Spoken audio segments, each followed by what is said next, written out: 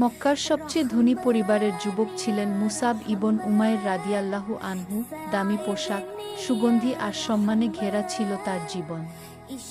একদিন গোপনে তিনি আমাদের প্রিয় নবী মুহাম্মদ সাল্লাল্লাহু আলাইহি ওয়াসাল্লামের কথা শুনলেন। কালেমার আলো মুহূর্তেই বদলে দিল তাঁর হৃদয়।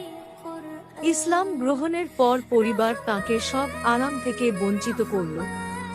বিলাসের জীবন বদলে গেল কষ্ট আর ত্যাগে। রাসূল সাল্লাল্লাহু আলাইহি ওয়াসাল্লাম তাঁকে পাঠালেন মদিনায়। তিনি হলেন ইসলামের প্রথম দায়ী ও দূত। উহুদের যুদ্ধে ইসলামের পতাকা হাতে নিয়ে লড়াই করতে করতে শহীদের মর্যাদা লাভ করেন মুসাব রাদিয়াল্লাহু আনহু।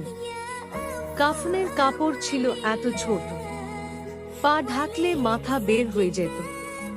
তবু আল্লাহ তাঁকে দিয়েছেন জান্নাত।